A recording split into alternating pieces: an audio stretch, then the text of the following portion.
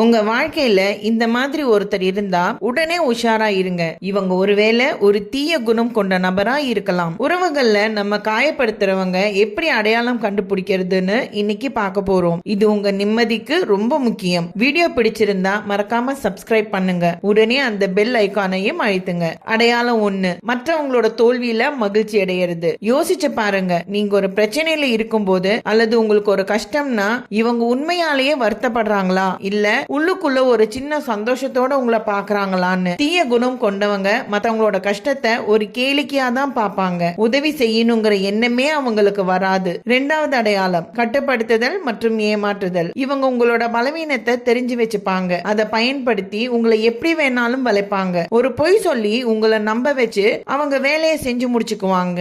உங்களுக்கே தெரியாம உங்களை குற்ற உணர்ச்சி கொள்ள வச்சு அவங்க சொல்றத செய்ய வைப்பாங்க. அதுக்கு பேரு தான் இங்கிலீஷ்ல கேஸ் லைட்டிங்னு சொல்லுவாங்க. 3வது அடையாளம் எப்போதும் பொய் சொல்றது. இவங்களோட ஒவ்வொரு வார்த்தையிலும் சந்தேகிச்சு தான் கேட்க வேண்டி இருக்கும். சின்ன சின்ன விஷயத்த கூட பொய் சொல்லுவாங்க.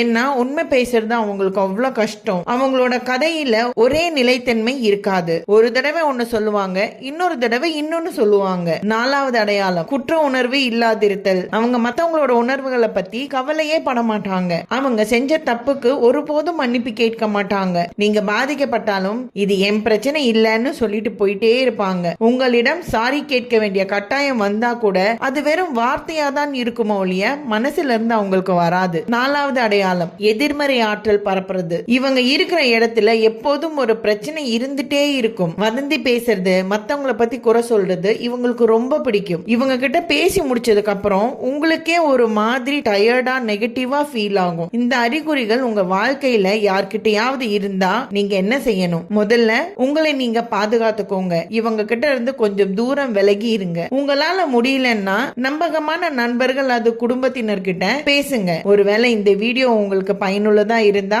இதை யாருக்கு தேவையோ அவங்களுக்கு ஷேர் பண்ணுங்க. அவங்களும் தங்களை பாதுகாத்துக்கட்டும். உங்க மன அமைதியை விட எதுவுமே முக்கியம் இல்ல. அடுத்த வீடியோல சந்திப்போம்.